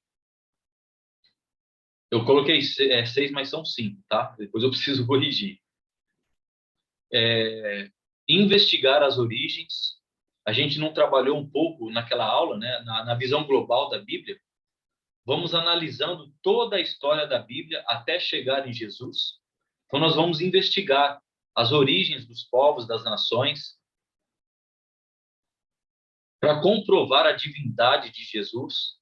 Como nós vamos comprovar a divindade de Jesus se a gente não estudar tudo que Deus fez para preservar a nação ou a tribo que viria Jesus? Entender símbolos. Olha, se a gente lê Apocalipse, até mesmo algumas outras passagens do Antigo Testamento, a gente só vai conseguir entender esses símbolos, né, do Novo Testamento se a gente compreender um pouco do Antigo Testamento. Principalmente Daniel. Daniel usa muitos símbolos que ajuda bastante a entender um pouco do Apocalipse. Então, ajuda a entender esses símbolos. Comparar as alianças é o que nós estamos fazendo aqui hoje. Então, o Antigo Testamento vai nos dar uma grande base para entender o Novo Testamento também. E também aprender com os exemplos. Quantos exemplos nós temos na Bíblia? No Antigo Testamento nós temos muitos. Temos a paciência de Jó, não é? Nós temos a perseverança, a fé de José, de Moisés, a obediência desses homens, de tantos profetas que viveram vidas. Olha, a gente viu algumas histórias lá dos profetas do Antigo Testamento, histórias que são surpreendentes, que eu creio que nós hoje não conseguiríamos passar o que eles passaram. Então, nós aprendemos com grandes exemplos do passado. Isso serve para nós hoje, para aumentar ainda mais a nossa fé, o nosso temor a Deus. Então, nisso a gente pode lembrar, já que você já estava falando aí, mas é Hebreus capítulo 11, capítulo 12. Se a gente quer uma referência, talvez, bem assim, marcante, é Hebreus capítulo 11 e capítulo 12. O porquê que a gente, então, não pode desmembrar Velho Testamento do Novo, né? E não querer usar ela como referência, como base, como instrução. porque ela serve de instrução, ela serve como base até mesmo de fé, no sentido daquilo até porque no passado os patriarcas lá, eles não viveram por fé. Hebreus fala, eles tinham fé, certeza e convicção. Esse é o sentido original da fé, certeza e convicção, né? Então, a gente não tem como. Pegar Hebreus, eu acho que já é uma grande base. E é bem lembrado, os exemplos de fé, né? Os heróis da fé. A fé, ela existe desde o início da vida do ser humano, desde Adão. Abraão não foi considerado o pai da fé? Então, quer aprender um pouco de fé? Vamos ler sobre a história de Abraão. Então, olha quanto valor o Velho Testamento tem, né? A gente consegue tirar grandes lições, mensagens, pregações assim do Antigo Testamento, vendo a história do povo, trazendo para a nossa realidade hoje, né? A gente consegue comparar, a gente consegue fazer uma paráfrase, né, vamos dizer assim, e fazer aplicações do Antigo em nossas vidas hoje, como exemplos. Então, não podemos descartar. Não é um livro, como o Carlos falou, que a gente tem que se dividir, que tem que rasgar, como eu já ouvi. Não, faz parte de um livro só. E temos muito, muito, muito que aprender, tanto do Antigo quanto do Novo Testamento. Só precisamos saber usar, aonde usar, como usar, onde encaixar e o que observar, o que não observar, né? Senão a gente vai sair sacrificando animais aí, senão a gente vai sair construindo arcas, né? Então, a gente precisa compreender todos os propósitos. Deus tem propósitos. E quando Deus cumpre alguns desses propósitos, não precisa cumprir mais. Então, a gente precisa compreender isso daí. Embora seja possível utilizar o Antigo Testamento de maneira errada, ele pode ser empregado de maneira correta e adequada para a salvação de almas. Ele mostra como o mundo e a raça humana vieram a existir e demonstra que Jesus de Nazaré é o Filho de Deus. Vemos no Antigo Testamento uma sombra do cristianismo, né? Hebreus capítulo 10, versículo 1, que está na tela de vocês aí. A lei traz apenas uma sombra dos benefícios que hão de vir, e não a realidade dos mesmos. Por isso, ela nunca consegue, mediante os mesmos sacrifícios, repetido ano após ano, aperfeiçoar os que se aproximam para adorar. Hebreus capítulo 10, versículo 1. Que Deus te abençoe. Obrigado por esse tempo aí em finalizar a nossa quarta lição. Espero que vocês tenham aproveitado aí essa segunda parte da lição. E fica aí alguns minutinhos ainda, se alguém tiver alguma dúvida, quer fazer alguma pergunta, não entendeu algum ponto, aproveite. A hora é agora. Maria do Carmo, pode habilitar. Eu senti falta de você hoje, de pergunta sua hoje. Fiquei nervosa, porque o notebook não funcionou. Que raiva. Ai, ai. Mas para mim está tudo bem, professor, tudo certo. Que bom. Tudo bom, muito bom.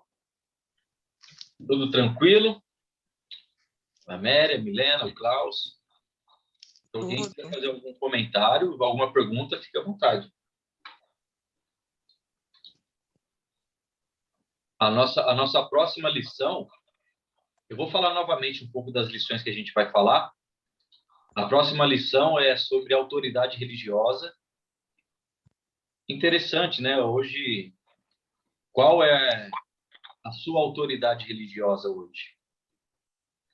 Aí vamos falar um pouco sobre a segunda vinda de Cristo, vamos falar sobre a salvação, que é uma dádiva de Deus.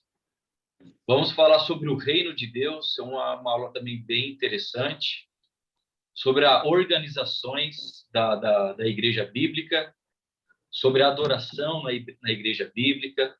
Falaremos sobre o dízimo no Antigo e no Novo Testamento. E as últimas 3 aulas, que eu acho que são mais... Como que eu posso dizer? É onde pode surgir mais perguntas. Vou usar de uma forma mais assim, onde pode surgir mais perguntas. Que é as 3 medidas do Espírito Santo. Falaremos sobre a presença interior do Espírito Santo, o batismo com o Espírito Santo e os dons milagrosos do Espírito Santo. É um assunto só, mas dividido em 3 partes aí. E espero que vocês se mantenham até o final aí para a gente compartilhar desses estudos aí que estão por vir. Ok? Se não há nenhuma pergunta, nenhuma dúvida, nenhum comentário, pedir para o Caco fazer a oração final para a gente. Ok. A Milena abriu o microfone. Você ia fazer alguma pergunta, Milena, ou não? Não. Ah, tá. Vamos lá, Caco, pode ir. Se o Caco tiver alguma outra, algo para comentar aí também. Não. Acho que já falei muito. Né? Mas as aulas... Serve para ajudar. O interessante das aulas é a gente colocar também as nossas ideias no sentido do entendimento que a gente tem. Porque todos nós estamos em busca de aperfeiçoar o conhecimento em Cristo. O conhecimento de Deus em Cristo. Né? Colocando talvez assim, a gente não deixa ninguém fora, né? Não deixa nem Deus nem Cristo, porque é assim mesmo. É o conhecimento de Deus que está em Cristo. Então, não se sintam constrangidos, sei lá, de uma forma ou outra, né, de poder participar, né, e até mesmo fazer alguns comentários. E isso, para a gente, ajuda a gente até mesmo quebrar um pouquinho a cabeça, né, da gente poder conseguir a resposta da forma mais coerente, mais correta. Né? Então, é igual tem aquelas perguntinhas normais, né? Professor ensina tanto essas coisas, né? Onde, por quê, quando, como, sabe? Essas coisas, é interessante a gente entrar nesses detalhes, porque faz a gente abrir um pouco mais a nossa mente, o nosso conhecimento, e ajuda muito a hora da gente explanar isso, né, diante das pessoas que precisam conhecer mais o Evangelho. Mas é isso. Aquelas perguntas, eu não lembro como que a Josi falava, as pérolas, né? Algumas pessoas... as pérolas. Aí. Até eu vou falar o que a pessoa entende, né? Ou o que entendia, de repente, Sim. Alguma lição, né? Isso pode acontecer. Talvez em alguma lição, a pessoa pode falar, eu tinha um outro entendimento sobre isso. Eu entendi assim, assim, assado. Agora, estudando, isso mudou o meu entendimento. Ou, pelo menos, abriu um pouco mais a minha mente. Isso pode acontecer, né? Como aconteceu em outras turmas aí. Às vezes, as pessoas tinham algum entendimento de algum assunto. Falaram assim, olha, eu nunca tinha aprendido por esse lado, né? Olhando dessa forma. E isso abriu mais a minha mente. Então, os comentários aí são livres para todos. Sim. Deu ver o professor Carlos lá e a gente deixa ninguém de fora, a gente fala do pai e do filho. Sexta-feira passada, eu estava aqui ouvindo um culto no rádio, e aí eu ouvi, né? Fiquei ouvindo, eu ouvi vários tipos de orações durante o culto. Gente, que eu sou muito prestar atenção no que está falando.